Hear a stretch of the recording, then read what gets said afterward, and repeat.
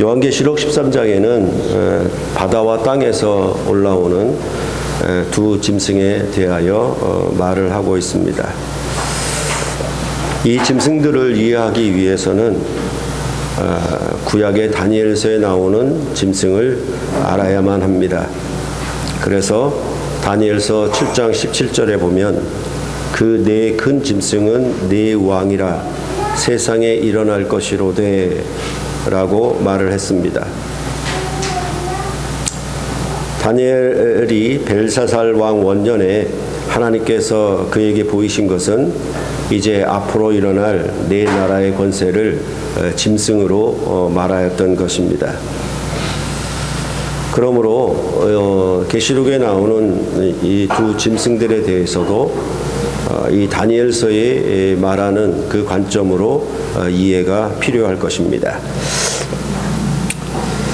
이처럼 요한계시록 13장은 다니엘서의 영향이 매우 크게 나타납니다. 다니엘서 7장에서 대리인이 앞으로 나오고 권세가 대리인에게 주어지고 또 그 권세를 받은 결과가 묘사되고 있습니다.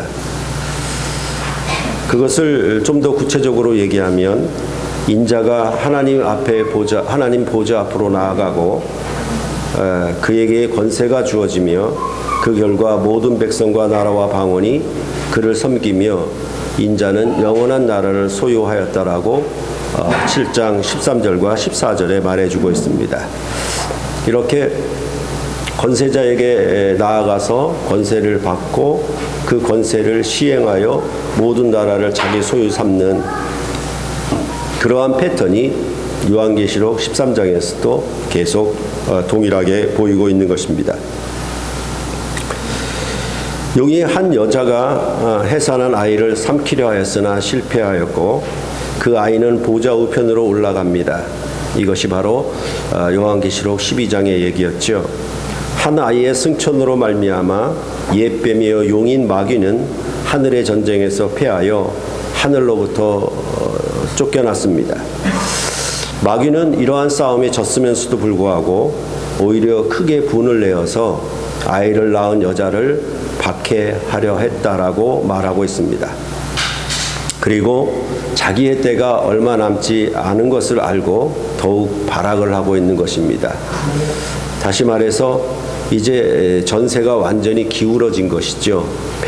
완전한 패배의 때가 얼마 남지 않은 것을 알고 도리어 크게 분노를 하여서 아이를 낳은 여자 곧 교회를 크게 핍박하는 으로 발악을 하고 있다라고 보시면 되겠습니다.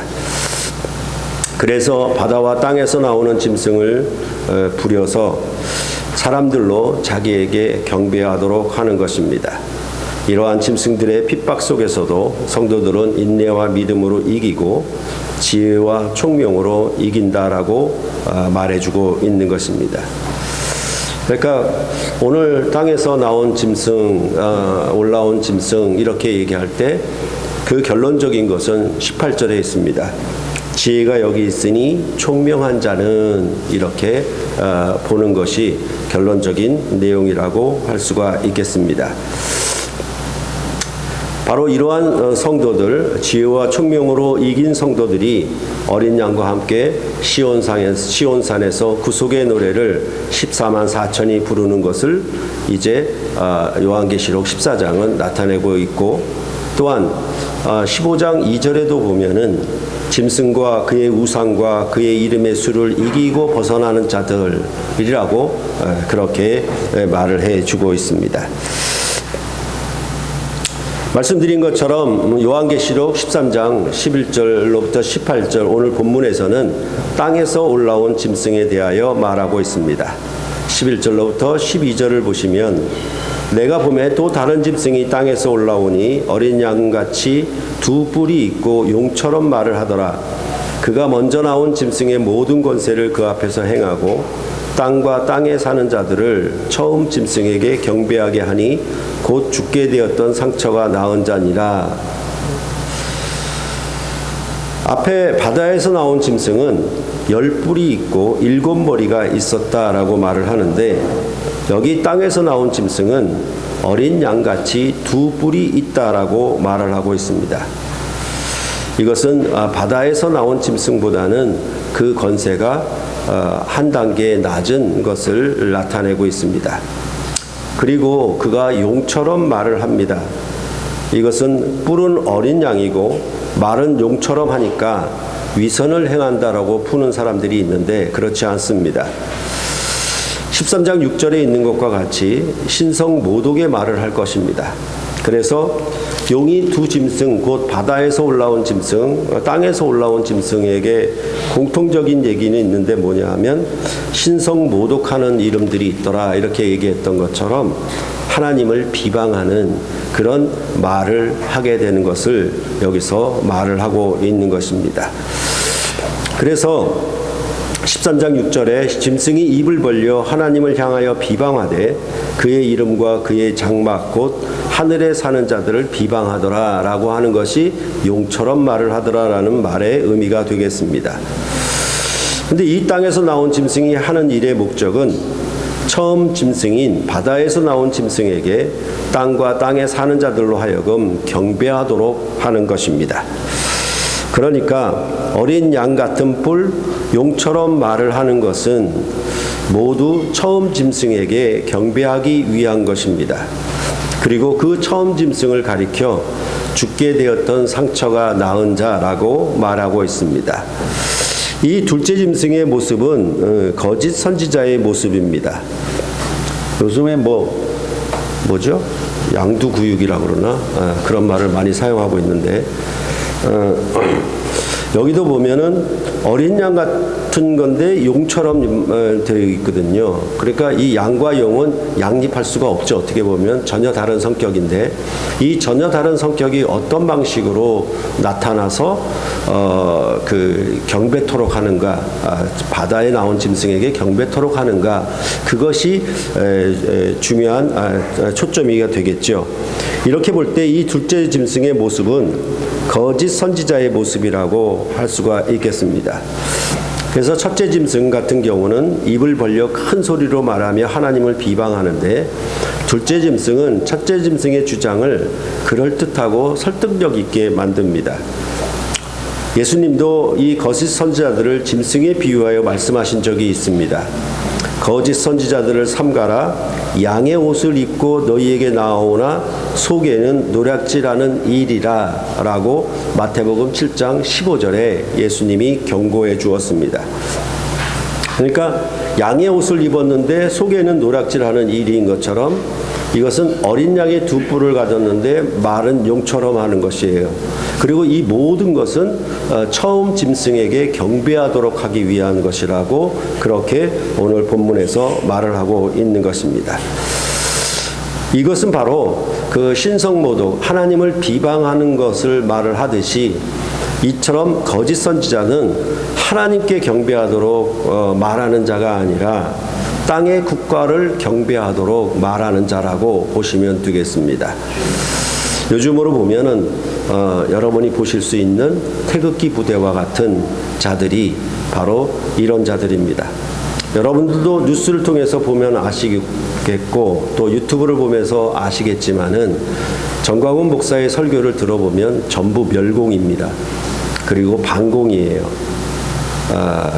그러니까 이 좌파와 우파를 구분하는 설교만 하고 있는 것이죠. 그렇게 얘기를 해서 이런 거짓 선지자는 무엇을 위하느냐면 국가에게 경배하도록. 그래서 여러분들 태극기 부대를 보면은 성조기를 들고 나오고 이스라엘 국기를 들고 나오고 그 다음에 태극기를 들고 나오게 되는 것입니다. 이런 부분들이 바로 거짓 선지자의 모습이다라고 얘기하고 있습니다. 그러니까 겉으로는 어린 양 같은 모습인데 용처럼 말을 해서 짐승에게 경배토록, 그리고 그 짐승은 다니엘서가 말했던 것처럼 앞으로 도래할 네 왕들, 곧 나라를 가리키기 때문에 이 짐승에게 경배한다라고 하는 것은 국가에게 경배한다라는 의미와 같다라고 볼 수가 있는 것입니다.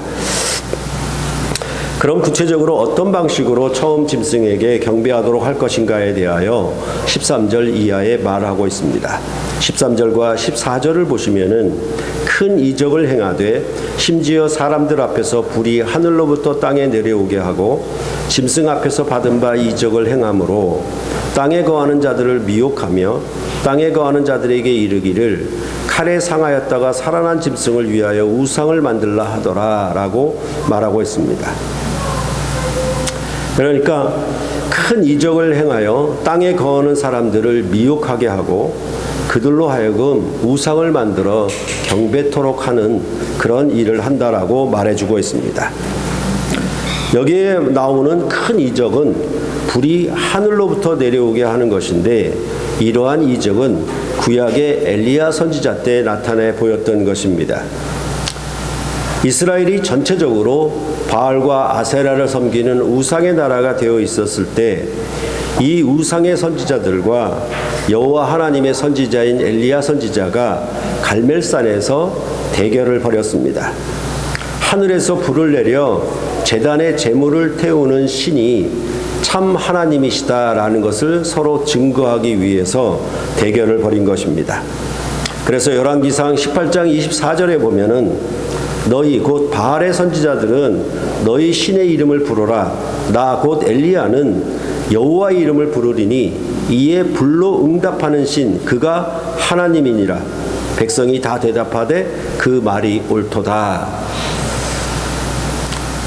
이때 바알의 선지자들은 하늘로부터 불을 내리지 못했고 엘리야는 하늘로부터 불이 내려서 그 제단의 제물을 완전히 다 태웠을 뿐만 아니라 그 제단 곁에 도랑에 있는 물까지도 완전히 핥았다, 이런 표현을 열왕기상에서는 해주고 있습니다.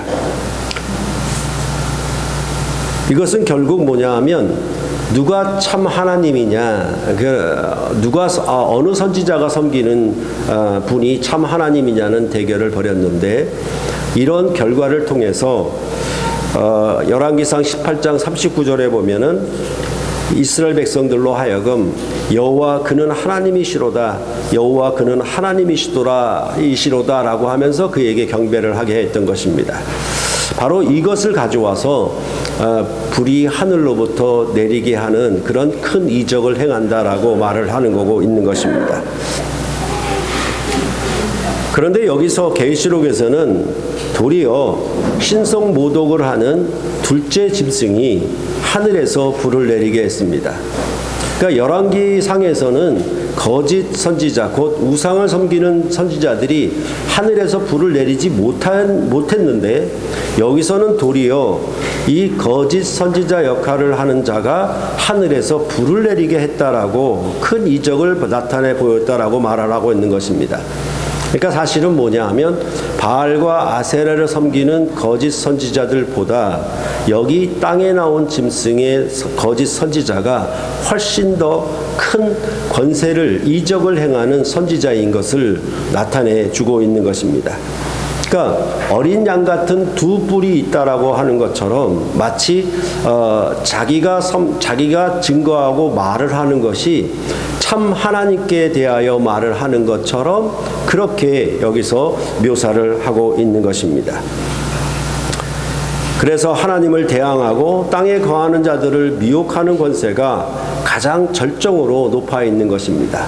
만약에 갈멜산에서 엘리야 선지자를 봤던 사람이 이 땅의 짐승이 똑같은 하늘에서 불을 내려 제단에 제물을 태웠다라고 한다고 하면 이것은 엘리야 같은 선지자구나 하고 금방 믿어버렸을 것입니다.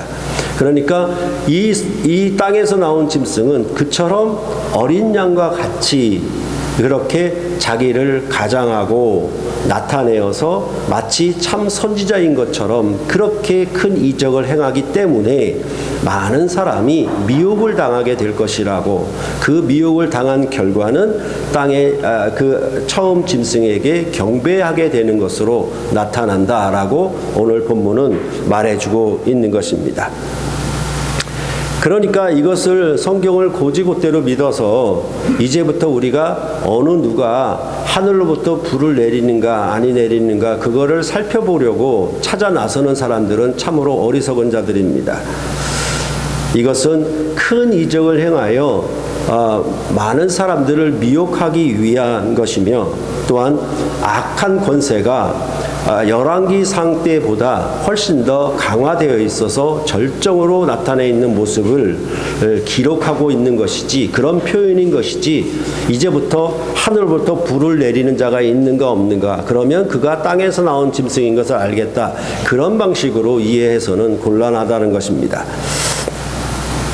그러할 때 신자들은 큰 이적을 나타내는 거짓 선지자들에게 속기 쉽습니다. 특히 주의 날이 이르렀다고 하는 말에 흔들리거나 두려워하기 쉽습니다. 그러니까 주의 재림이 가까웠다, 몇 월 며칠 몇 시에 주가 재림하신다라는 이 말을 듣게 되면 매우 두려워하고 또한 흔들리게 되는 경우가 많기 때문에 데살로니가 후서는 이 점에 대해서 분명히 경고해 주고 있습니다. 데살로니가 후서 2장 3절로 12절을 보시면, 누가 어떻게 하여도 너희가 미혹되지 말아라. 먼저 배교하는 일이 있고 저 불법의 사람 곧 멸망의 아들이 나타나기 전에는 그 날이 이르지 아니하리니 그는 대적하는 자라. 신이라고 불리는 모든 것과 숭배함을 받는 것에 대항하여 그 위에 자기를 높이고 하나님의 성전에 앉아 자기를 하나님이라고 내세우느니라. 이런 모습들이 바로 어린 양 같은 두 뿔을 가진 그런 모습이라고 할 수 있겠지요. 또한 악한 자의 나타남은 사탄의 활동을 따라 모든 능력과 표적과 거짓 기적과 불의의 모든 속임으로 멸망하는 자들에게 있으리니 이는 그들이 진리의 사랑을 받지 아니하여 구원을 얻지 못함이라. 그러므로 하나님이 미혹의 역사를 그들에게 보내사 거짓 것을 믿게 하심은 진리를 믿지 않고 불의를 좋아하는 모든 자들로 하여금 심판을 받게 하려 하심이니라 라고 말을 해주고 있습니다. 마지막 때에 악한 자는 하나님의 성전에 앉아 자기를 하나님이라고 그렇게 나타낼 것입니다. 그 하나님이라고 자기를 나타내는 방식이 모든 능력과 표적을 통해서 사람들을 미혹하게 할 것이라고 말해주고 있습니다. 왜냐하면 사람들은 표적을 보기를 좋아하고 기뻐하지 진리의 사랑 곧 진리의 말씀을 받기를 좋아하지 않기 때문입니다. 그래서 미혹되는 사람들의 대부분은 진리에는 순종하려 하지 아니하고 기적에는 순종하려고 하는 것입니다. 그렇기 때문에 데살로니가 후서 2장 15절에 사도 바울은 그러므로 형제들아 굳게 서서 말로나 우리 편지로 가르침을 받은 전통을 지키라 라고 말을 하고 있는 것입니다. 그러니까 하나님은 복음으로 우리를 부르셨고 우리는 진리를 믿음으로 구원을 받는 것인데 마치 유대인처럼 표적을 구하는 것처럼 큰 기적을 보고 믿는 자들이 되는 것으로 그렇게 말을 하고 큰 기적을 나타내는 자를 하나님처럼 숭배하는 그런 일들이 우리 가운데 있게 된다라는 것을 여기서 말해주고 있는 것입니다. 지금도 한국에 수만 명이 모인다 하는 교회들을 비롯해서 대부분의 교회가 실제로는 이러한 기적을 앞세우고 있는 것이고 실제로 진리를 앞세우고 있지는 않습니다.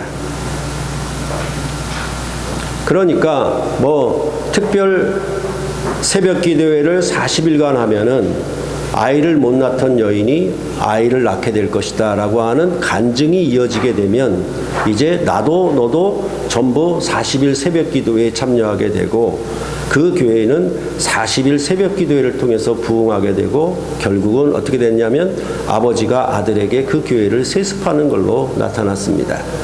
그것은 전부 수만 명이 모이는 경제권이 그 안에 있기 때문에 그런 것입니다.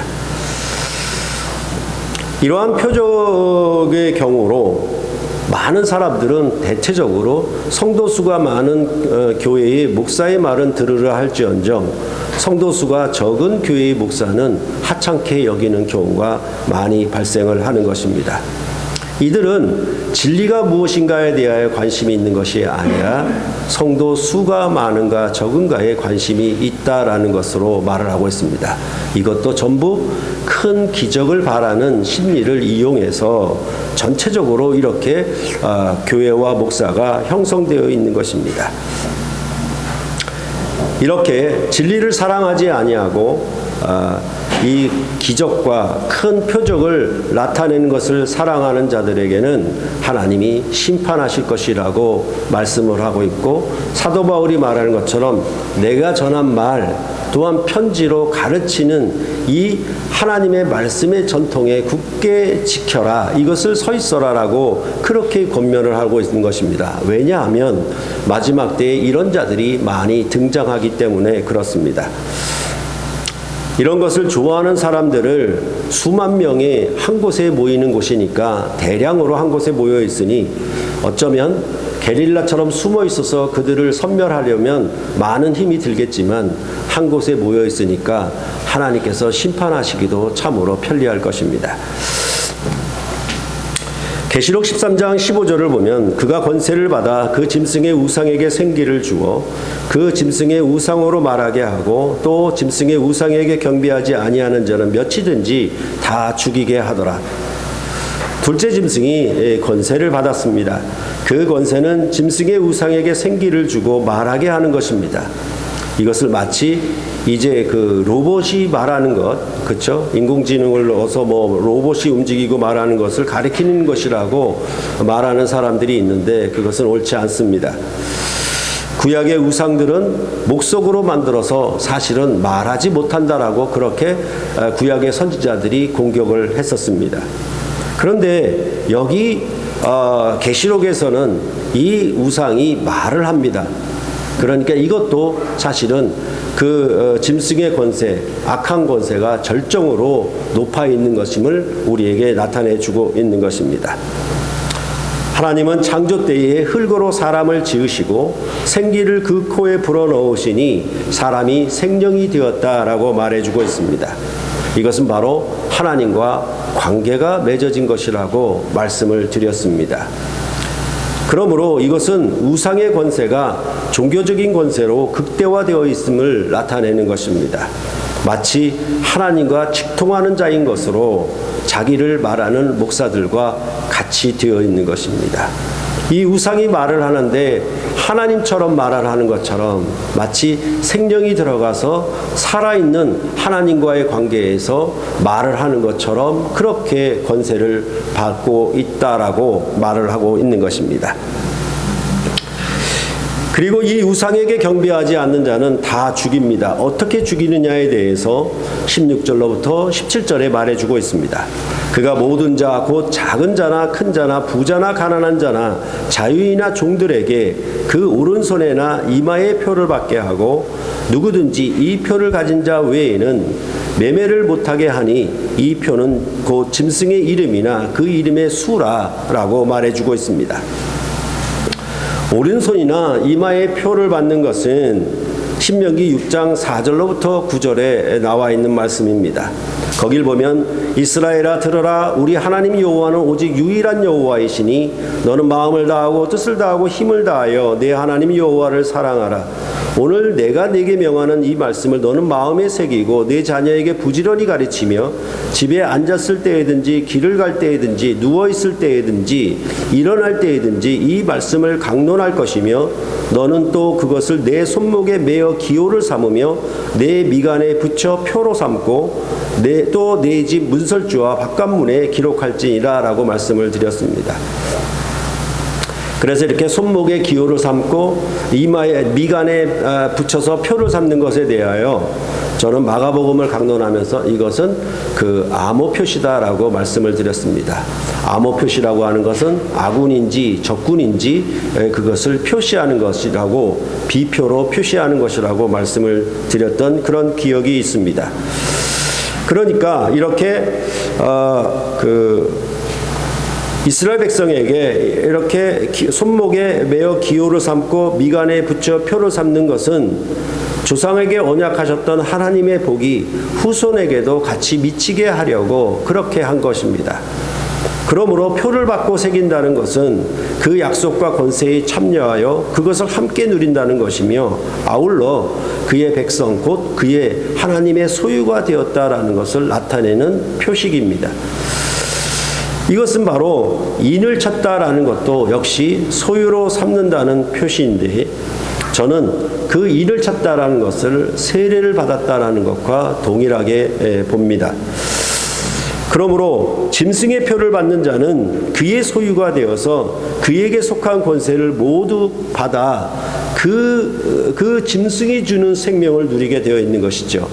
그러나 이 짐승의 표를 받지 않는 자들은 결국은 그 짐승이 주는 생명으로부터 제외되고 쫓겨나게 되기 때문에 결국 매매를 못하게 한다. 즉 경제활동을 못하게 한다. 즉 생존권이 박탈당한다라고 여기서 말씀을 하고 있는 것입니다.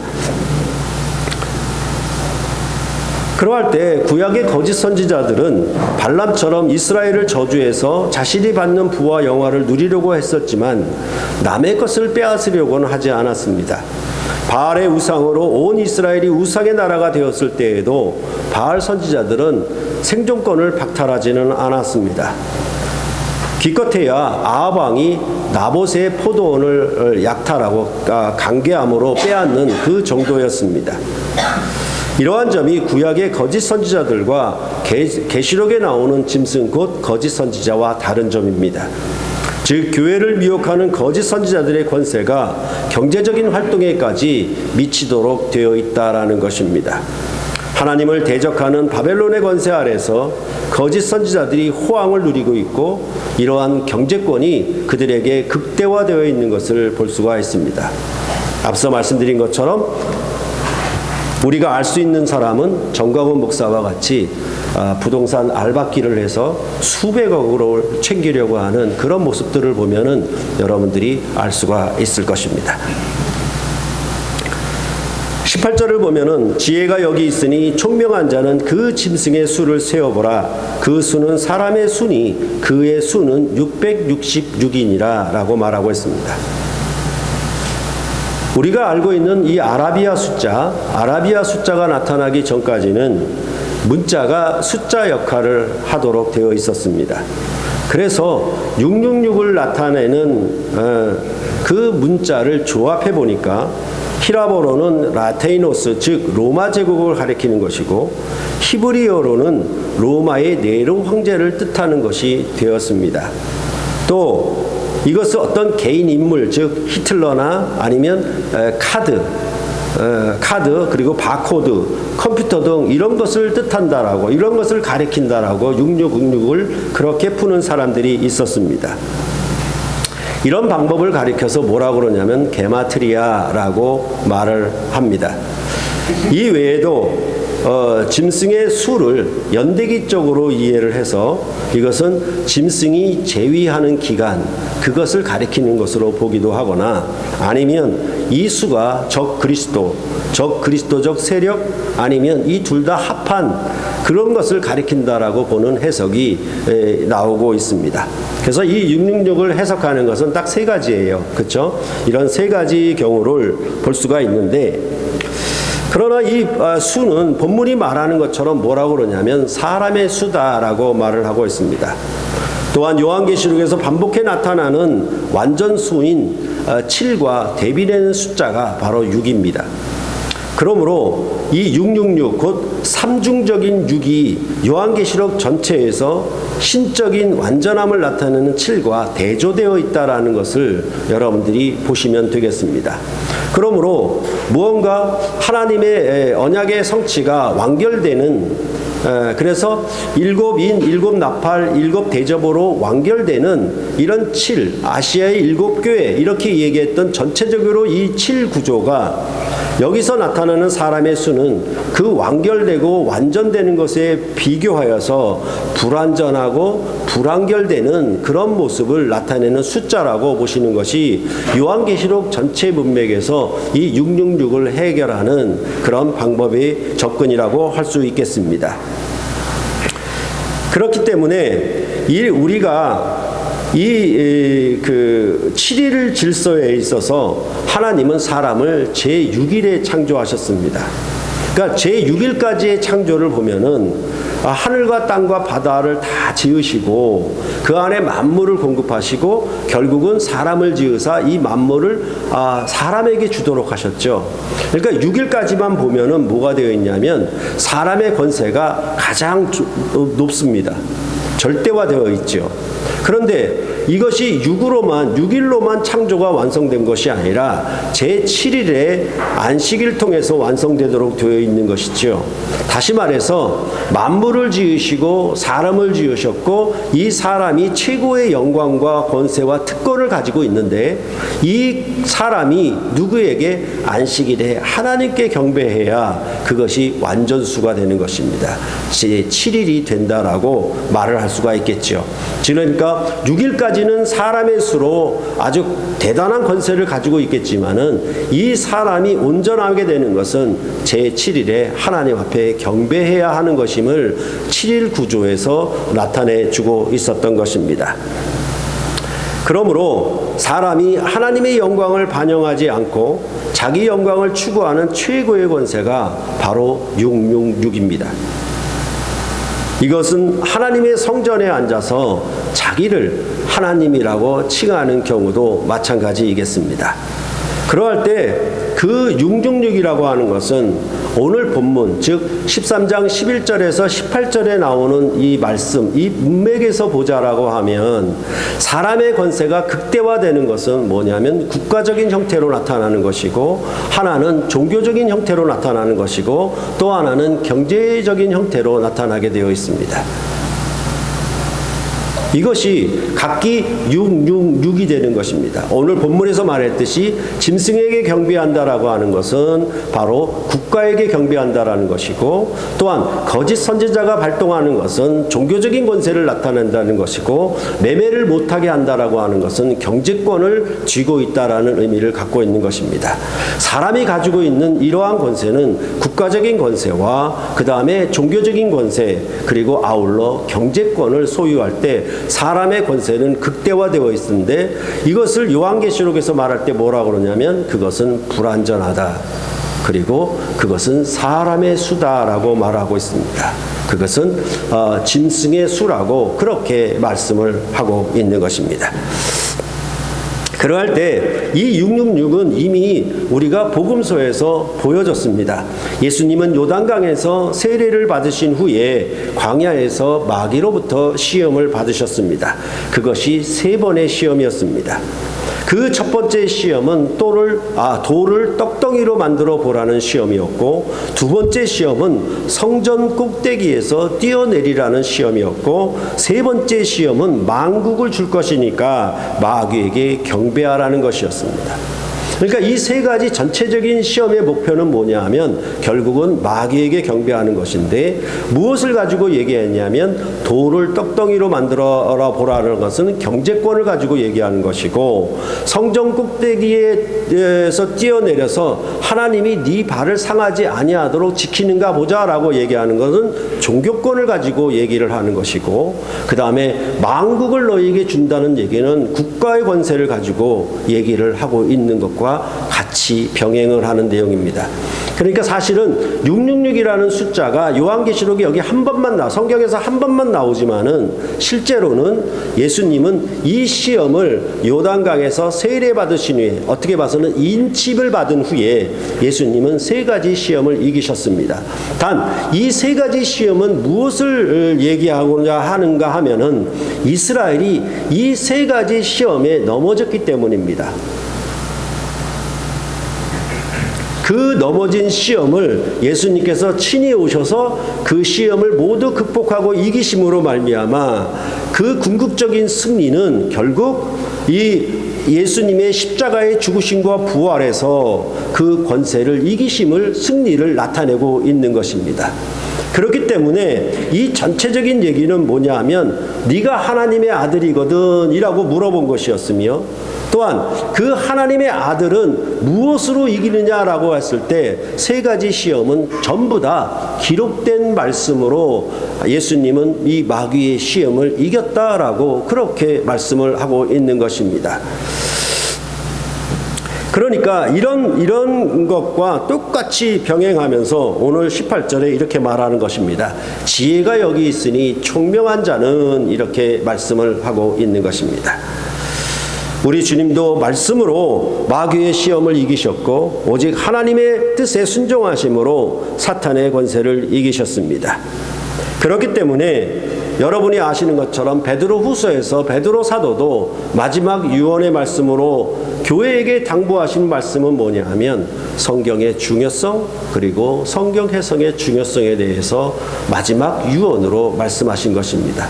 그는 변화산에서 하나님의 아들 예수 그리스도의 변화된 모습을 직접 보았고 그 위협 있는 하늘의 소리를 직접 들었지만은 그것보다 더 확실한 예언이 있다라고 말씀하셨고, 그것은 성령의 감동함을 입어 하나님께 받아 말한 성경이 곧 더 확실한 예언이라고 그렇게 말씀을 하였던 것입니다. 그렇기 때문에 이 교회가 싸워 이겨야 될 하나의 방편은 뭐냐 하면 지혜가 여기 있으니 총명한 자는, 이렇게 말을 하고 있는 것입니다. 땅에 거하는 자들은 국가를 숭상할 것입니다. 그리고 거짓 선지자의 이적을 숭상할 것입니다. 또한 먹고 마시는 경제권에 굴복할 것입니다. 그러나 하늘에 속하여 짐승과 그의 우상과 그의 이름의 수를 이기고 벗어난 자들은 진리의 말씀을 듣는 것을 좋아할 것입니다. 거기에 바로 지혜가 있기 때문에 그렇습니다. 땅에 거하는 악한 세력을 분별할 수 있는 그런 지혜와 총명이 하나님의 말씀에 있기 때문에 그런 것입니다. 그렇기 때문에 이 지혜가 있는 자, 곧 총명한 자들은 바로 이 짐승의 이름의 수를 이기고 벗어난 자들로 그렇게 말씀을 하고 있는 것입니다. 참으로 우리가 이 시대를 살아가면서 하나님의 교회를 어떻게 세워야 할 것인가에 대하여 진정한 가치, 진정한 기준, 그것이 무엇인지 여러분들은 분명히 아셔야만 할 것입니다. 그것은 곧 진리의 기둥과 터인 교회를 하나님의 말씀으로 세운다는 의미가 무엇인지 알아야 할 것이며, 이 시대를 이겨나가는 것은 내가 어느 국가를 어떤 민족주의 사상을 갖고 이겨나갈 것도 아닐 것이고, 그 다음에 이 거짓 종교에 대해서, 특히 교회 안에 들어온 거짓 선생들에 대하여 여러분들은 분별할 수 있는 지혜가 있어야 할 것이며, 아울러 우리의 먹고 마시는 이 생존권을 가지고 위협하는 세상의 권세, 곧 악한 권세에 대항하여 지지 아니함으로 우리는 하나님의 말씀으로 사는 온전한 백성임을 나타낼 때 여러분과 저는 승리하여서 새하늘과 새 땅을 상속하는 그 유업을 상속하는 자가 될 것이라고 그렇게 말씀을 하고 있는 것입니다. 참으로 교회가 말씀으로 세워지고 말씀으로 살아있는 신자들로 구성된다면 이 교회는 어떤 국가적인 권세도, 어떤 종교적인 권세도, 어떤 경제적인 권세도 이길 수 있고 벗어날 수 있는 참된 승리자들이 된다라고 그렇게 말씀을 하고 있는 것입니다. 여러분과 제가 이런 교회를 세우는 일에 힘써 합해하여 나아갔으면 하는 것입니다. 그래야 여러분과 제가 반드시 승리할 것입니다. 기도하시겠습니다.